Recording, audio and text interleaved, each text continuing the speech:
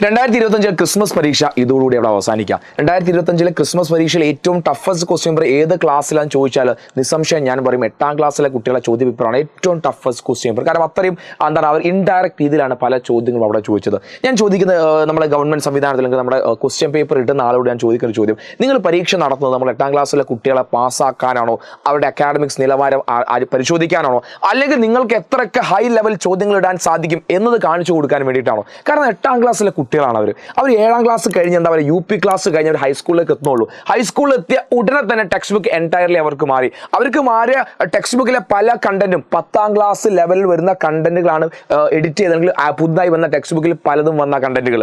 ഇതൊക്കെ പഠിക്കാൻ നമ്മളെ മക്കൾ ക്യാപ്പബിൾ ആയിട്ടുണ്ടോ, അല്ലെങ്കിൽ ആ രീതിയിലുള്ള ക്ലാസ് അവർക്ക് നൽകിയിട്ടുണ്ടോ, ആ ക്ലാസ് വെച്ച് ഇത്തരത്തിലുള്ള പുതിയ പാറ്റേൺ ക്വസ്റ്റ്യൻസ് സ്കൂളിൽ അവർക്ക് പ്രാക്ടീസ് നൽകിയിട്ടുണ്ടോ, ആ പ്രാക്ടീസ് നൽകിയതിന്റെ അടിസ്ഥാനത്തിലാണോ പുതിയ ക്വസ്റ്റ്യൻ പാറ്റേൺ അവർക്ക് പരീക്ഷ ഇട്ടുകൊടുത്തത്?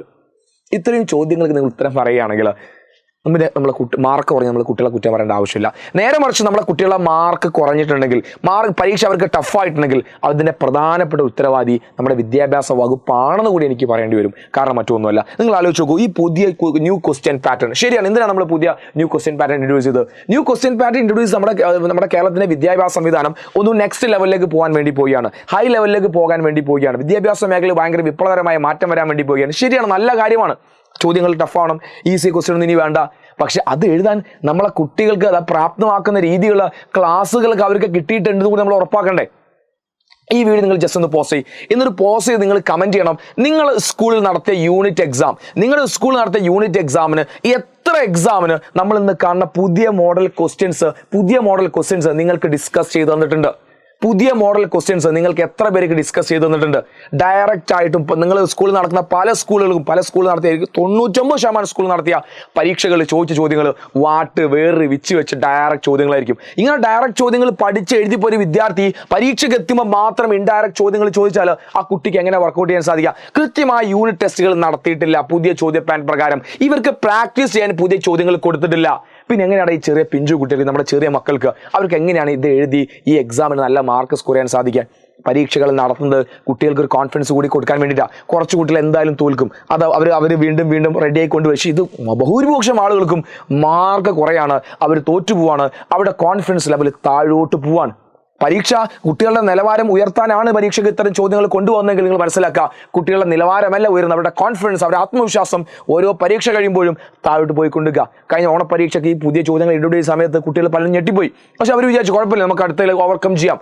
പക്ഷേ സ്കൂളുകളിൽ നടന്ന ഇത്തരത്തിൽ യൂണിറ്റ് ടെസ്റ്റുകളായിക്കോട്ടെ, പ്രാക്ടീസ് ആയിക്കോട്ടെ, ഈ പുതിയ ചോദ്യ പാറ്റേൺ ഒരു സ്കൂൾ പോലെ, ഐ മീൻ 1-2 പോട്ടെ, 99% സ്കൂളിലും ഇത് കൊടുത്തിട്ടില്ല എന്ന യാഥാർത്ഥ്യം നിങ്ങൾ ഗവൺമെന്റ് ചെയ്യുന്ന ഏറ്റവും ബേസിക് ആയ സാധനം. അടുത്ത ഫൈനൽ എക്സാം വരുന്നതിന് മുന്നേ എങ്കിലും ഈ കുട്ടികൾക്ക് പ്രാക്ടീസ് ചെയ്യാൻ പക്കത്തില്ല. നിങ്ങൾ ഇടാൻ വേണ്ടി പോകുന്ന ക്വസ്റ്റ്യൻ പാറ്റേണിന്റെ രൂപം, അതിൻ്റെ മറ്റു മോഡൽ ക്വസ്റ്റ്യൻസ് അവർക്ക് നിങ്ങളൊന്ന് ഇൻട്രൊഡ്യൂസ് ചെയ്ത് നിർബന്ധമായി ടീച്ചറെ ക്ലാസ്സിൽ സ്കൂളിൽ നിങ്ങൾ എന്ത് ചെയ്യണം? പഠിപ്പിച്ചു കൊടുക്കണം. അത് അവർ എന്താ പറയുക, അവർക്ക് വേണ്ട ഒരു ബേസിക് ആയ കാര്യം, ഏറ്റവും അടിസ്ഥാനപരമായ കാര്യം.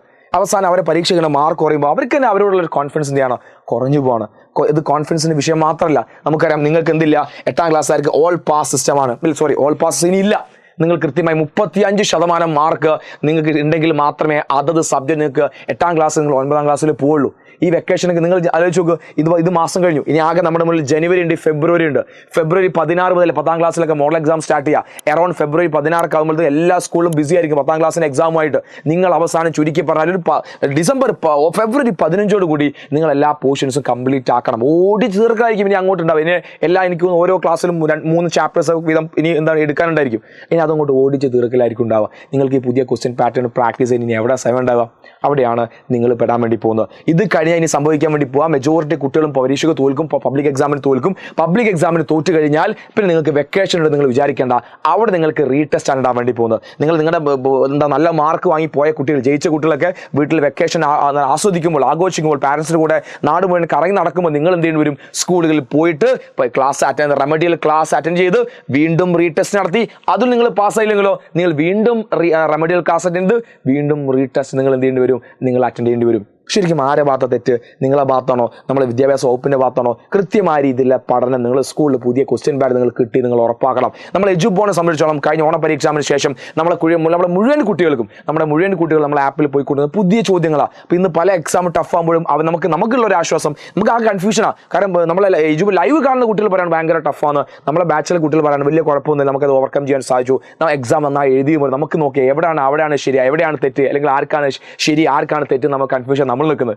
അപ്പോഴാണ് കറക്റ്റ് നമ്മൾ മനസ്സിലാവുന്നത് കുട്ടികൾക്ക് പുതിയ ചോദ്യങ്ങൾ പ്രാക്ടീസ് ചെയ്യാത്തതാണ് കുട്ടികളെ മാർക്ക് താഴോട്ട് കൊണ്ടുപോകുന്നത്. അപ്പോൾ നിങ്ങൾ ചെയ്യേണ്ട പരിപാടി, ഇനി നിങ്ങൾക്ക് അങ്ങോട്ട് ശരിക്കും നല്ല ഒരു സ്കോർ നിങ്ങൾക്ക് എത്തണമെങ്കിൽ, നിങ്ങൾക്ക് ഈ പറഞ്ഞ വെക്കേഷന് നിങ്ങളെ പാരൻസിനും കൂടെ അടിച്ച് പൊളിക്കണമെങ്കിൽ, കൃത്യമായ രീതിയിൽ പഠിച്ച് പാസ്സാവണമെങ്കിൽ നിങ്ങൾ ചെയ്യേണ്ട പരിപാടി പുതിയ ചോദ്യങ്ങൾ നിങ്ങൾ പ്രാക്ടീസ് ചെയ്യുന്നുള്ളത് തന്നെയാണ്. അപ്പോൾ നിങ്ങൾക്ക് നമ്മുടെ എജുപോണിൻ്റെ ആപ്പിൽ ഇപ്പോൾ നമുക്കറിയാം നമ്മുടെ ബാച്ചിൽ പുതിയ ക്വസ്റ്റ്യൻസിൻ്റെ ക്ലാസ്സും അഡീഷണൽ ക്വസ്റ്റ്യൻസും ഒക്കെ നമ്മൾ കൃത്യമായി ഇതിൽ വർക്കൗട്ട് ചെയ്യുന്നുണ്ട്. അപ്പോൾ നമ്മുടെ ബാച്ചിൽ നിങ്ങൾക്ക് ജോയിൻ ചെയ്യണമെങ്കിൽ താഴെ ലിങ്ക് ആണ് കൊടുക്കുക, നിങ്ങൾ കൃത്യമായി രജിസ്റ്റർ ചെയ്തിടുക. കാരണം നിങ്ങൾ രജിസ്റ്റർ ചെയ്യാതെ നമുക്കിനി രക്ഷയില്ല. പഠിക്കാതെ പുതിയ ചോദ്യങ്ങൾ പ്രാക്ടീസ് ചെയ്ത് പഠിക്കാതെ സിസ്റ്റമാറ്റിക്കായി പഠിക്കാതെ നമുക്കിനി രക്ഷയില്ല.